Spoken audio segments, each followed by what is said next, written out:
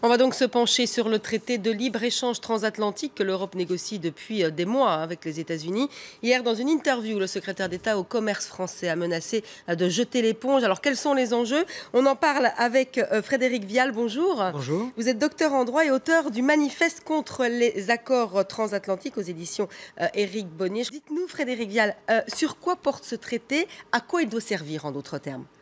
Officiellement, ce traité, il est censé servir à fluidifier, améliorer les relations commerciales entre l'Union européenne et les États-Unis. Ça, c'est l'objectif officiel. En réalité, ce traité, il touche et il va toucher, il a vocation à toucher aux décisions internes que prendraient les États, que prendrait l'Union européenne, de sorte que ces décisions ne puissent pas constituer ce qu'on appelle des obstacles au commerce. Et à ce titre, Alors, par exemple, par exemple, l'interdiction des OGM. Est-ce que ouais. l'interdiction des OGM, c'est un obstacle au commerce ou pas? Et pour ce type de traité, oui, c'est ce qu'on appelle D'accord. une barrière derrière les barrières, une barrière non tarifaire dans le langage technique, Oui. dans le langage, Mmh. dans le jargon. Et ça, ce genre de traité vise aussi cela, et principalement cela. C'est une uniformisation aussi des normes. C'est exactement cela, l'uniformisation des normes, c'est-à-dire le fait que des deux côtés de l'Atlantique, les réglementations soient dans un premier temps compatibles et puis ensuite totalement équivalentes. Alors, quels sont les enjeux? Parce que j'imagine que ça a des enjeux commerciaux et économiques énormes. Les enjeux, ils sont essentiellement démocratiques. Parce que, en fait, ce traité-là, vous savez, il y a déjà beaucoup de commerce entre l'Union européenne et les États-Unis qui se portent plutôt bien. C'est vraiment quelque chose d'important. Mais c'est vraiment démocratique. Parce qu'en fait, ce traité, il va avoir des conséquences dans les choix publics. Il va avoir des conséquences sur le maintien ou pas des services publics. Il va avoir des conséquences sur la possibilité ou non laissée aux autorités publiques de prendre des décisions de protection des populations, des décisions y compris dans le domaine social, y compris dans le domaine environnemental. Et c'est pour ça que je pense véritablement, moi seulement, mais que nous sommes nombreux à penser que ce type d'accord serait extrêmement dangereux. Alors, évidemment, vous écrivez le manifeste contre les accords transatlantiques. Vous faites donc partie des gens qui sont opposés à ce traité. Pourquoi? Qu'est-ce que vous lui reprochez? Alors, on a bien compris, donc, les États qui pourraient moins légiférer sur certaines choses, on serait plus en danger. En même temps, c'est quand même des contrats commerciaux qui concernent 850 millions, je pense, de personnes. Ah, plus que ça même en fait, puisque 850 millions, il y a 500 millions d'un côté, 300 millions de l'autre, donc effectivement, on est sur le chiffre que vous dites, c'est-à-dire c'est véritablement quelque chose de très important en chiffres. Mais le problème, il n'est pas seulement celui des contrats, il n'est pas seulement celui d'obtenir des contrats supplémentaires. Le problème, il est qu'avec ce type de traité, il y a un certain nombre de décisions politiques qui ne sera plus possible de prendre. Il y aura beaucoup de décisions politiques plus possibles de prendre.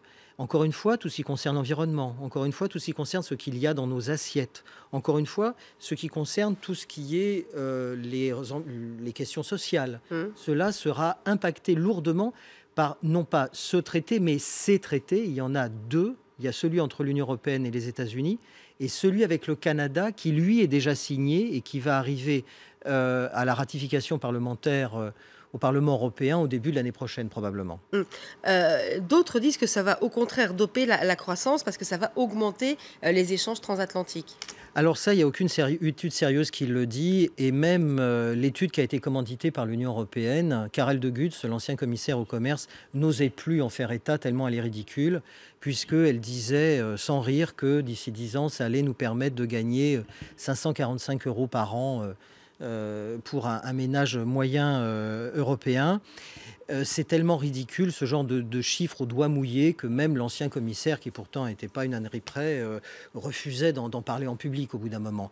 Non, ça c'est pas très sérieux. Au maximum, on peut penser qu'il y aurait une croissance de 0,1%. Ça ne vaut pas le coup pour si peu de brader la démocratie. Ça vaut le coup de brader la démocratie même si c'était beaucoup plus. Mais en plus, pour 0,1%, c'est complètement ridicule. Alors pourquoi ce traité? Quel est son avantage? C'est la grande question. Et là, pour avoir la réponse, il faut véritablement aller regarder du côté des lobbies d'affaires, c'est-à-dire des grands groupes industriels. Il y a le Transatlantic Business Council, il y a le MEDEF européen qui s'appelle Business Europe, qui réclame ça, l'European Service Forum aussi, qui réclame ça depuis très longtemps. Les lobbies d'affaires ont pénétré la décision publique au sein de l'Union européenne. C'est quelque chose qu'on connaît du côté des États-Unis, du côté du Canada, ça on le sait, mais c'est une réalité aussi du côté de l'Union européenne. Et en réalité, il y a quelques secteurs qui se verraient bien capter un certain nombre de marchés à l'étranger. Et notamment, nous avons quelques très grosses entreprises qui voudraient bien avoir les marchés publics locaux aux États-Unis, parce qu'ils sont relativement fermés. Et pour cela, nos gouvernants et l'Union européenne est prête à brader littéralement le peu de modèle social qui nous reste et le peu de capacité qu'on a encore de prendre un certain nombre de décisions de protection des populations.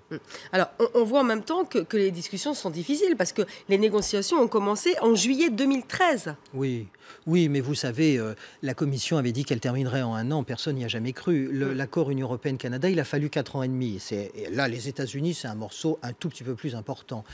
C'est normal que ce genre de négociation dure très longtemps. Et d'autant plus normal qu'au fond, ça va être très difficile, en effet, que tout le monde, tout ce petit monde se mette d'accord. C'est une chance pour nous, parce que ça nous laisse le temps d'expliquer ce qu'il y a dans ce type d'accord. Ça nous laisse le temps de dire que, bah oui, on ne va pas quand même consentir à brader notre démocratie, ou ce qu'il en reste, pour obtenir quelques contrats commerciaux de plus. Alors, on a bien compris, c'est la Commission européenne qui négocie ce contrat pour les 28 États membres. Quelle est la position? Parce que la France est à 2 doigts de jeter l'éponge, on l'a vu. Grand coup de colère parce que manque de transparence, parce que les États-Unis ne font pas assez de concessions, hein, si on en croit le secrétaire d'État au commerce. Donc ça, c'est l'attitude de la France. Quelle est l'attitude des autres pays? Je pense à l'Allemagne notamment. Alors, l'attitude des autres pays est un petit peu mitigée. L'Allemagne, à un moment donné, était contre un des mécanismes qui se trouve dans l'accord et qui permet aux entreprises, en quelque sorte, de traîner les États devant des arbitres. Tout à l'heure, j'ai vu que vous faisiez allusion dans le journal à l'arbitrage Tapi. Bon, bah là, c'est institutionnalisé par ce type d'accord. Les autres pays, l'Allemagne notamment, a eu un petit peu de mal à accepter ça. Ensuite, elle a un petit peu changé d'avis.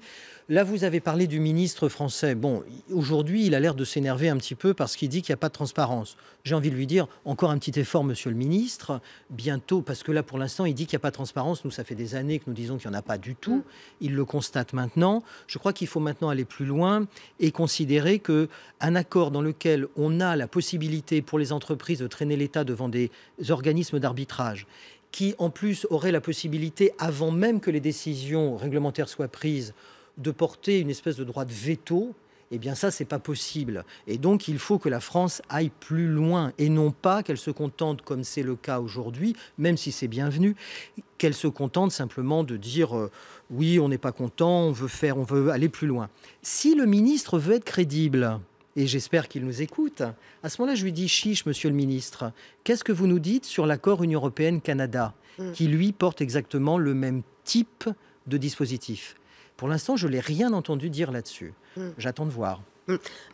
C'est possible que la France arrête les discussions? Qu'est-ce qui se passerait alors? Juridiquement, non. Mais politiquement, oui, bien entendu. Enfin, je veux dire que, bon, c'est vrai qu'on n'est jamais à l'abri de rien avec le fonctionnement de l'Union européenne. Je vous l'accorde, c'est vrai. Mais en même temps, si la France, qui est quand même un pays de premier plan, dit on ne veut plus négocier, il y a un problème dans la négociation, de fait. Bien. On n'en est véritablement pas là. Pour l'instant, le ministre a dit qu'il n'était pas content parce que les choses n'étaient pas assez transparentes et n'allaient pas assez vite. C'est pas du tout quelque chose de satisfaisant parce que le problème n'est pas que ça ne va pas assez vite. Le problème est que c'est très très mal emmanché et qu'il n'est pas question d'accepter même le principe d'un accord dans lequel, encore une fois, des entreprises auraient un droit de veto, des entreprises transnationales pourraient dire ça, on veut bien appliquer cette réglementation, celle-là, on n'en veut pas, et pourraient attraire tel ou tel État devant un organisme d'arbitrage. Ça, non. Et de toute façon, ces accords de libre-échange, ces accords de libéralisation, on voit déjà ce que ça peut donner, mais on a déjà vu à bien des égards, il est hors de question d'aggraver encore la situation. Alors, le traité avec le Canada a été signé. Hum. Hein, il va être, vous disiez qu'il a été ratifié.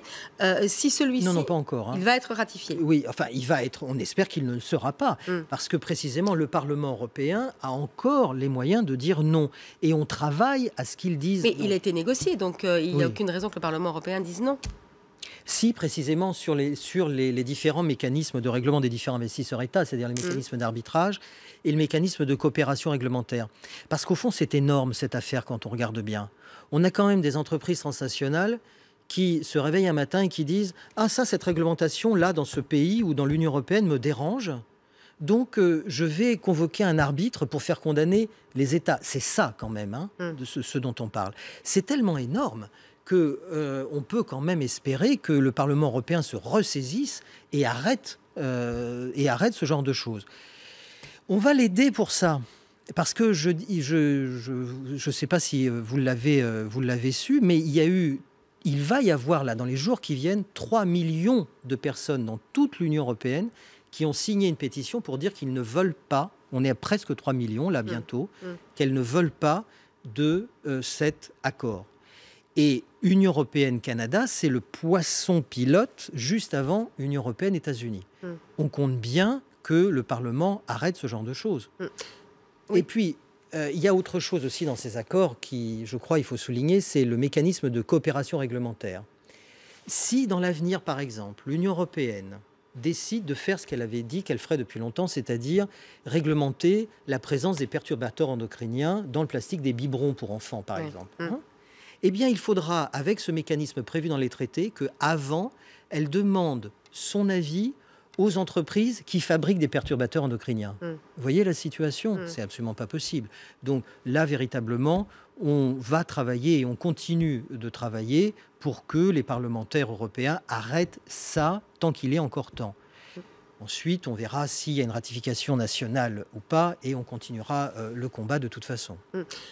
Si les traités ne sont pas signés, toutes ces négociations n'auront servi à rien, qu'est-ce qui va se passer ? Rien ?